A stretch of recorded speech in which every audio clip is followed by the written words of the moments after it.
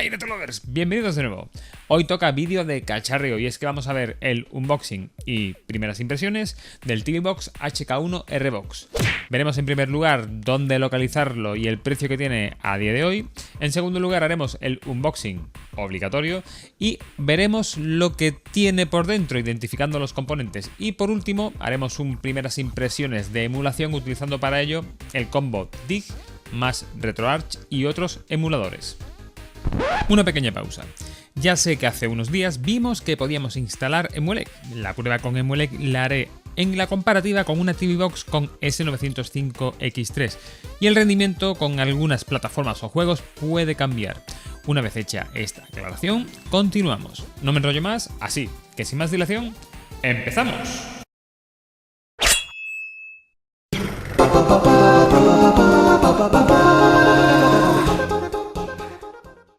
El TV Box que vamos a ver en el vídeo de hoy es un Bontar HK1R Box con un procesador S905X4.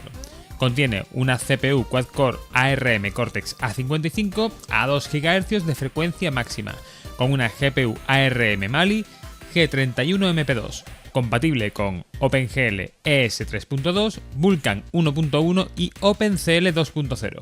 Dispone de 4 GB de memoria RAM DDR3L y de 32 GB de almacenamiento interno flash eMMC. Esta TV Box HK1R Box la podremos localizar en Chachi Express a un precio que ronda los 50-55 euros a día de hoy. Dependiendo del vendedor, la podéis localizar a un precio más o menos económico. En todo caso, estamos hablando del modelo de 4 GB de RAM y 32 GB de memoria interna. Por supuesto, podréis localizar el enlace de compra de afiliado abajo en el comentario fijado, por si teníais pensado comprarlo y de paso queréis dar un pequeño apoyo al canal. Ahora sí, continuamos con el unboxing. Por aquí tenemos la caja. En su parte superior encontramos el nombre de este modelo en concreto de TV Box, HK1R Box, con un fondo oscuro bastante escueto. En cuanto a los otros laterales no tendremos información relevante. Como detalle que suelo considerar bastante importante, comentar que la dureza de la caja es bastante buena, algo imprescindible para soportar el viaje sin sufrir daños. En cuanto a la parte trasera, vemos una etiqueta con la información básica de este modelo, con datos como procesador, memoria RAM y memoria interna, así como necesidades de alimentación. Además, vemos que está hecho en China. ¿Qué me estás contando? Bueno, pues toca abrir la cajita y sacamos todos los componentes que tiene en su interior. Lo primero que vemos son las típicas instrucciones de uso, en un formato acordeón en perfecto inglés de Londres, en el cual se explican las distintas funciones de este TV Box y su configuración, con funciones que van desde la configuración del Wi-Fi hasta la configuración del AirPlay, pasando por cómo usar unidades de almacenamiento externo. Lo segundo que tenemos en el pack es un mando a distancia, sencillo al máximo, con el que podremos navegar por los menús y en general usar este TV Box con el uso que inicialmente fue diseñado, como dispositivo multimedia. El tercer elemento que tenemos es un cable HDMI de una longitud aproximada de 1 metro para la conexión de esta TV Box a nuestra televisión. Y como penúltimo elemento tendremos la fuente de alimentación para poder suministrar energía a nuestra TV Box y de ese modo poder darle uso. Ahora vamos a lo interesante, lo que viene siendo la TV Box en sí. Quitamos el plastiquito protector del frontal y le echamos un primer vistazo. Es mucho más liviano de lo que esperaba, la verdad.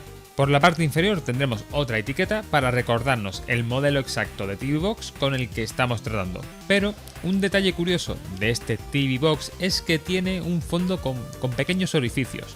Buena idea, pero lo importante es tener un segundo punto con orificios para la salida del aire caliente en la propia tapa. Y premio. Vemos en la tapa superior cómo tenemos en las 4 esquinas orificios para facilitar la salida de aire caliente. No es que sea una idea super mega revolucionaria, pero al menos el fabricante ha tenido la intención de mitigar el calor producido en el interior de este dispositivo. Siguiendo con la inspección, en un lateral vemos en primer lugar la ranura para una microSD. También podremos ver un puerto USB 3.0, o al menos eso debería por el color azul característico, y un segundo puerto USB 2.0. En la parte trasera tendremos el puerto RJ45 para la conexión de un cable de red, conexión para jack de 3,5 para audio-vídeo, conector de salida HDMI, ojo, un conector también para salida de audio por fibra óptica y por último el conector para poder suministrar alimentación al dispositivo. Bueno, una vez visto cómo es por fuera, vamos a curiosear un poco a ver qué tal es por dentro. Con un destornillador plano fino y con grandes dosis de cariño y paciencia vamos haciendo algo de fuerza por las esquinas hasta que vayan saltando las cogidas de la tapa. Tras conseguir abrirlo, podremos ver en el lateral derecho los chips de la memoria RAM, teniendo un pack de 4 para poder alcanzar los 4 GB finales. Justo sobre el disipador de la CPU tendremos la memoria eMMC de 32 GB del fabricante Samsung. En la esquina superior izquierda de la imagen podremos ver el chip encargado del Wi-Fi y del Bluetooth, con un cablecito rudimentariamente pegado con cinta a la tapa del dispositivo. Y por último, el disipador, de un tamaño aceptable en comparación con lo que solíamos ver en otros modelos de S905X3 y que tapa el procesador S905X4. Tendríamos algo de espacio para colocar quizás un disipador algo más grande, pero tampoco demasiado debido a la propia limitación que tenemos por la propia tapa, aunque un ventilador sería quizás una opción muy buena en este caso. Para las pruebas de emulación, tal y como comentamos al principio del vídeo, usaremos el combo que vimos hace una semana escasa de DIG más emuladores. Si bien ya hemos conseguido hace un par de días instalar Emulec en este dispositivo. En todo caso, de cara a una comparativa con un S905X3 usaremos este sistema, Emulec. DIG, para los que no lo sepáis, es un front-end u organizador de juegos y sistemas sobre el cual se montan RetroArch u otros emuladores para poder jugar a multitud de plataformas. Por último, como mando usaremos el Arcade Stick de 8 bits. Una vez hechas las presentaciones pertinentes, empezamos con las pruebas. Antes de empezar, comentar que, a menos que diga lo contrario, las plataformas que vamos a probar las haremos funcionar bajo RetroArch, un conglomerado de cores y emuladores con el cual podemos hacer funcionar prácticamente todas las plataformas posibles.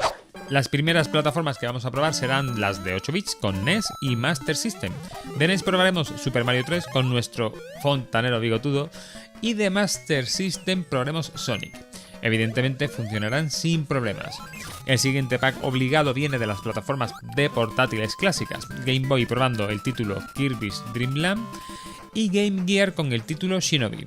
De nuevo, sin sorpresas, continuamos con un funcionamiento de 10, nada adicional a comentar.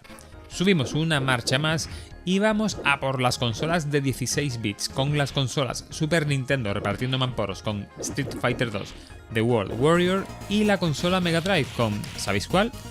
Streets of Rage 2, of course. Todo perfecto por ahora, tanto en música como en imagen, sin cortes. Vamos a empezar con plataformas de envergadura. Probaremos mame con las recreativas 1942, clasicazo de la que por cierto hicimos un vídeo hace algunos años, qué vergüenza por Dios, y Asterix. Probaremos Neo Geo con dos obras maestras como son Metal Slug X y Windjammers, y probaremos Naomi con un pedazo de título como es Dolphin Blue y El Puño de la Estrella del Norte. Un 1 vs 1 con ese toque de anime épico que marcó época. Y por último probaríamos PlayStation 1 con el título Tekken 3. El funcionamiento de nuevo perfecto. Vamos ahora a probar una plataforma durilla, Nintendo 64. En esta ocasión no se usará RetroArch, sino otro emulador, M64 Plus FZ. Probaremos con dicho emulador los juegos Mario Kart, Legend of Zelda Ocarina of Time y, por último, GoldenEye, apurando un poco qué tal funciona. En el caso de los dos primeros títulos vemos que el funcionamiento es casi perfecto. Puntualmente tendremos alguna pequeña interrupción, pero nada importante. Ya en el caso de GoldenEye la cosa cambiará, pero sorprendentemente el juego va bastante fluido, mucho mejor de lo que esperaba. Por lo tanto, podríamos decir que Nintendo 64 es una plataforma emulable, aunque habrá algún título donde notaremos puntualmente alguna pequeña ralentización. La penúltima de las plataformas que probaremos en el vídeo de hoy es Dreamcast, la última consola de Sega, con los títulos Marvel vs. Capcom 2, Crazy Taxi y Virtua Tennis 2. Probamos tanto los cores de RetroArch como Redream, una aplicación aparte, pero con los mismos resultados. En el caso de Marvel vs. Capcom 2, el juego va perfecto. Sin embargo, ya con Crazy Taxi, notamos que no va del todo suave, con algunos microcortes en el sonido y una pequeña pérdida de fluidez en la imagen. Por último, Virtua Tennis 2 se hace un poco injugable ya que vamos casi a cámara lenta. Y como última plataforma a probar en este vídeo tomaremos PSP, un hueso duro de roer. Probamos los títulos Final Fantasy VII Crisis Core, Tekken 6, OutRun 2006 y God of War Ghost of Sparta. Final Fantasy Crisis Core pasa el corte, se puede jugar sin problemas. Con Tekken 6 empezamos a tener algunos problemillas ya que el juego no va del todo fluido, yendo a baja velocidad casi todo el tiempo.